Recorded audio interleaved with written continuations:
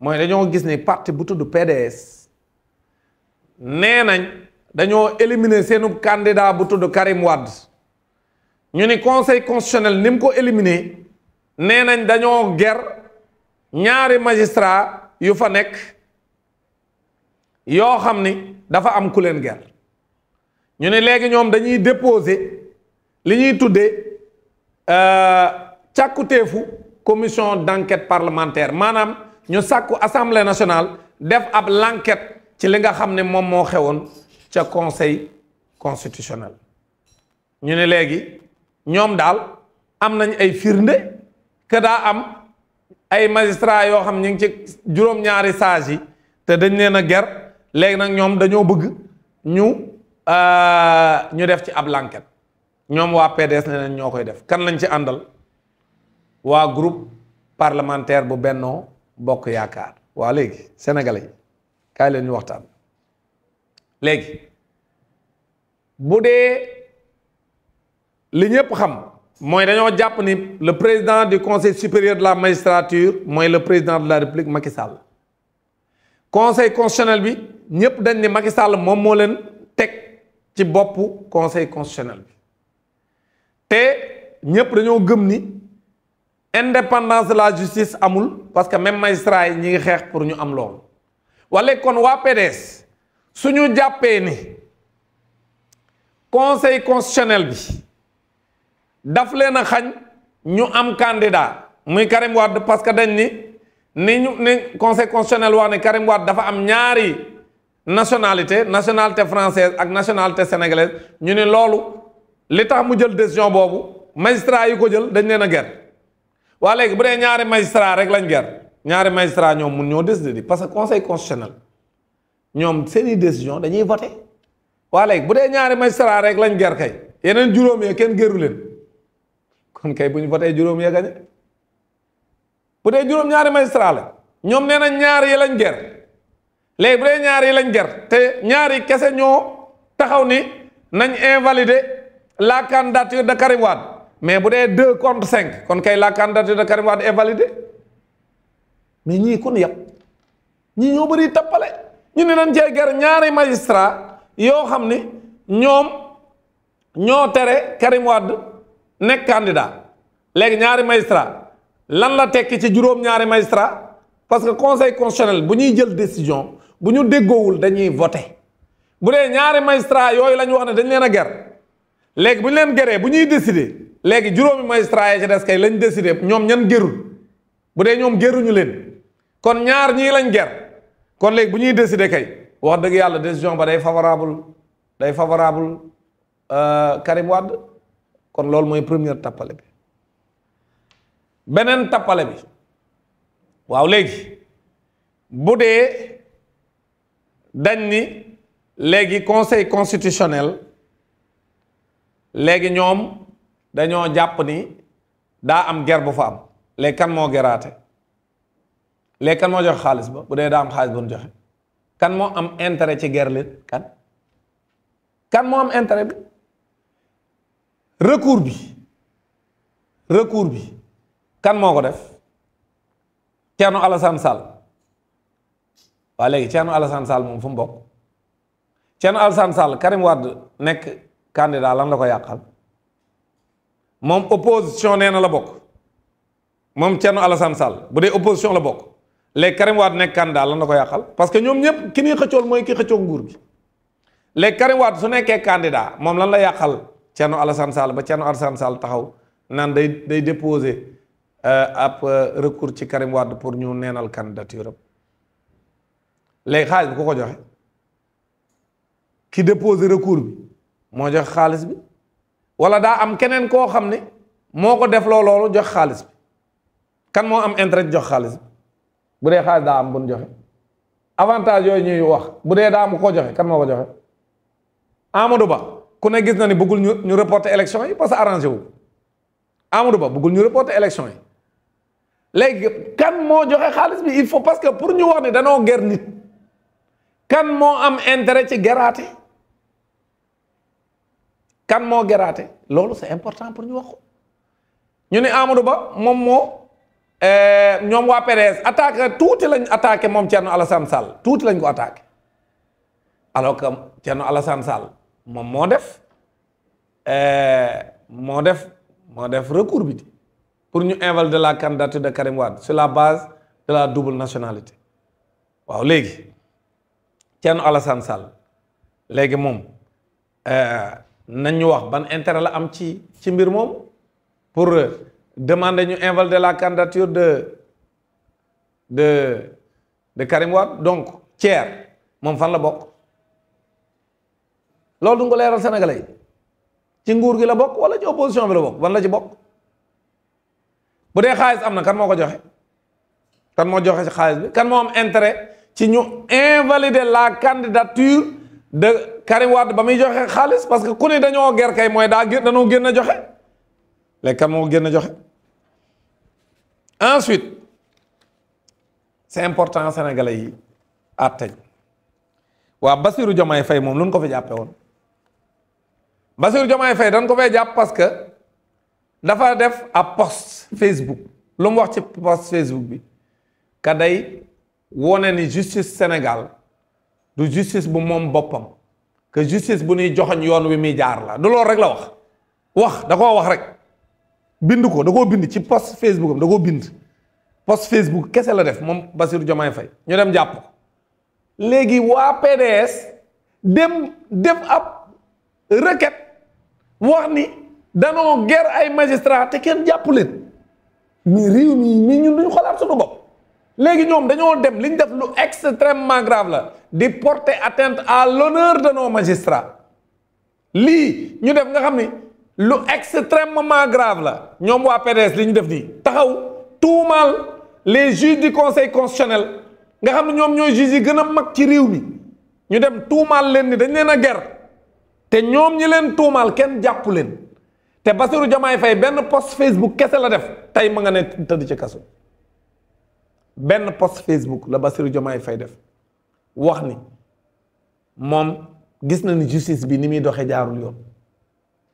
loolu rek la Bassirou Diomaye Faye def ci benn post Facebook boo xam ne sénégalais yu bëri sax liiruñu ko parce que fii ñu bëri jànguñu sax far ñii ñoom ñetti fan a ngi nii ñuy kawtee suñuy magistrat waa conseil constitutionnel ñu jàpp ni dañ leen a ger ñan ñoo ko wax waa PDS dem def ab requête ci assemblée nationale tuumaal ay magistrat duural ay magistrat kenn jàppagul kenn ci ñoom non Sénégal suñ réew mi war nañ koo xoolaat vraiment on a touché le fond waaw léegi nañ ma wax léegi bu dee dañoo jox xaalis ba ñaata la kan moo ko joxe léegi ki ko joxe ban intérêt la am ci ñu éliminer Karim Wade léegi ñoom waa PDS bu dee ñoom nguur gi lañ soupçonné ne ñoo nekk ci ginnaaw seen élimination waa léegi lu taxoon assemblée nationale nguur gi di leen jàppale jox leen seen i député mais non c'est-à-dire ñii dama defe ne ñun dañ ñoo maanaam nit ñuy yabe nii man damaa xam lu tax ñu yab askanu Sénégal rek nii jàpp na ñun ay dof lañ quoi dañ ñoo war a manipuler comme ça léegi nan la waa PDS mën a ànde ak député PDS yi nga xam ne bu du woon ak Yewwi Askan duñ ko am parce que PDS bu ñu demee tey taxaw bay am ab groupe parlementaire te tekkeetuñ dara ci dëkk bi PDS amatuñ dara Sénégal amul benn bureau de vote daanaka buñ mën a gañe PDS amul benn dëkk actuellement bu ñu demee élection buñ mën a gañe ñoom waa PDS amul benn dëkk nañ ma wax ban département la PDS mën a gañe benn rek man kay ku ma ko wax rek man nañ ma wax benn département ci Sénégal bu PDS mën a gañe benn rek PDS ak ñim àndal ak ay alliés te àndul ak Yewwi Askan Wi àndul ak benn parti bu am doole moom PDS mu ànd ak ay parti wuyaam wala ay leader wuyaam moom PDS nañ ma wax ban département ci Sénégal la PDS am doole bu mu mën a gañee ca département ba am waaw léegi PDS groupe parlementaire am boobu nga xam ne Yewwi Askan Wi tax mu am ko parce que bu demaloon boppam du ko am PDS bu demaloon boppam du am dara kenn du voteel PDS parti bu jeexal la waaw kon nag waaw léegi waa PDS yéen nan ngeen mën a àndee ak député Benno Bokk Yaakaar pour ngeen di def ab càkkuteef ci assemblée nationale pour ñu teg commission d'enquête parlementaire pour wuti lan pour def lan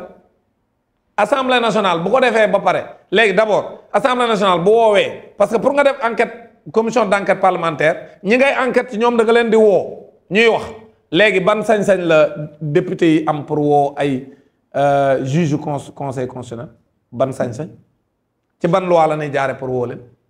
yow conseil constitutionnel bokk ci justice du pouvoir c'est un pouvoir le pouvoir judiciaire yow nga yore le pouvoir législatif kee yore le pouvoir exécutif muy ñetti nguur yoo xam ne ku ci nekk da ngay contrôler sa morom kenn seeful sa morom léegi ban yoon lañ mën a jaar ñoom député assemblée nationale ba woo magistrat yu cour conseil constitutionnel pour di leen enquête léegi nan lañ koy defee ak ban loi moo leen ko may fan lañ mën a sukkandiku ba woo leen fan nañ ma wax fan la député yi mën a jaare ba am sañ-sañu woo les juges du conseil constitutionnel di leen enquête fan lañ mën a jaar ensuite même su loolu amoon bu ñu leen enquêté pare léegi ban dogal lañ mën a jël si ñoom ba waxuma la ñoom mais président de la république sax amul benn possibilité changer lu toll ne tarfatal ay ni ci décision bi conseil constitutionnel jël c'est un pouvoir judiciaire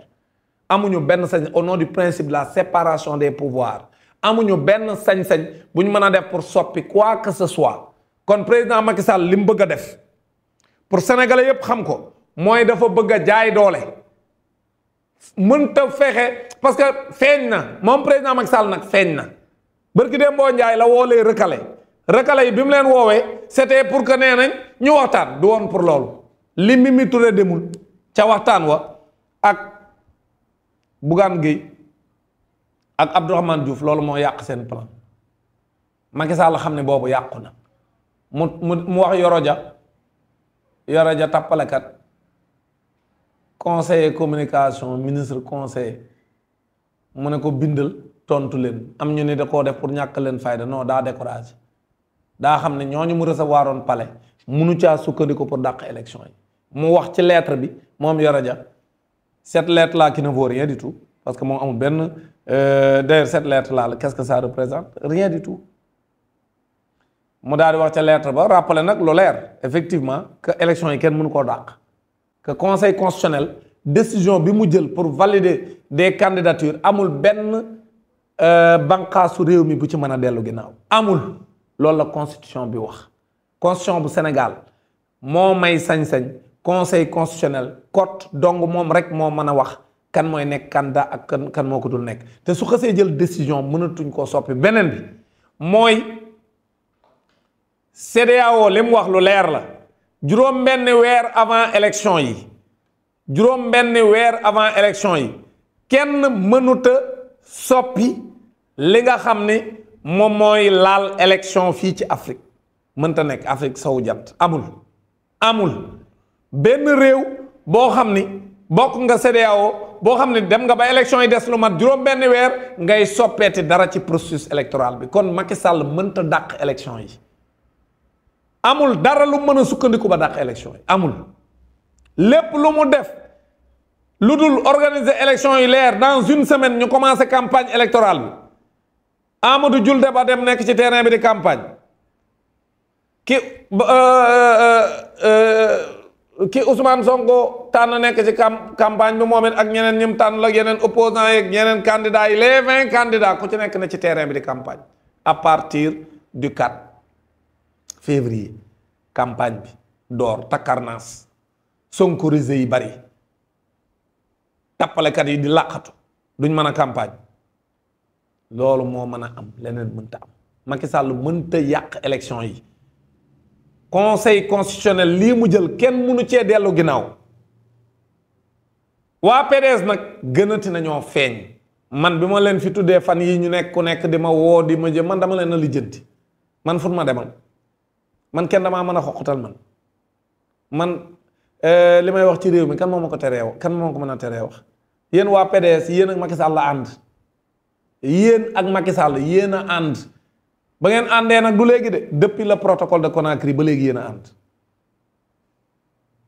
depuis le protocole de Conakry ba léegi yéen a ànd ciy tappale ngeen di xëy ci ngeen di gont yéen waa PDS li ngeen di jéem nii du ngeen ci am ndam yéen seen parti jeex na yéen waa PDS ci tappale ngeen di xëy suba ci ngeen di gontu loolu ngeen di bañ ko wax maa ko wax te lijjantiwuma leen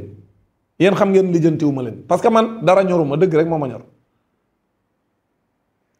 li nga xam ni moo am fii ci réew mi moo am kenn du ko fi nangoo tey kenn du ko fi nangoo ëllëg dañuy dem élection président Macky Sall ci ay jafandu la bëgg a daa am lu mu bëgg a ci lu mu jafandu lay wër boobaak léegi ci sagar nag la jafandu li muy jéem nii kenn du ko fi nangoo élection yi kenn mënu koo dàq d'abord commission d'enquête parlementaire fii ak campagne bi di door ak fii ak ñuy voté élection yi xaju fi kenn mënu fee terminer dara ñoom déjà amuñu ku ñuy enquête juróom-ñaari saasi yéen ban sañ-sañ ngeen am pour woole député tappalekatam yi kan la ñuy woo muy dem lu tax juróom-ñaari saasi dem te juróom-ñaari saasi ñu ngi leen di wax ñoom it bu ñu démissionné de fi ñu toll nii pression lañ leen bëgg a teg pour ñu démissionné bu benn magistrat ci 7 sages yi démissionné ku ci démissionné rek askan wi daañ la mere daañu xam ne yow mi da ngaa démissionné pour wut porox ndool te wut porox ndool sax taxul ñu démissionné pour ñu mën a démissionné ñoom ñëpp ay démissionné wala au moins ñu dem ba amatuñ quorum mais même ñaari magistrat suñ démissionné d'après borom xam-xam yi nga xam si ñoom màcc ci droit yi ma waxal nee nañ ma même su amee ñaar ñooñ ñuy jéem a ŋàññ même suñu démissionné mënta tee conseil constitutionnel kon ne di doxal bu ngeen fàttali ko conseil constitutionnel manqué na fi ab diir bu yàgg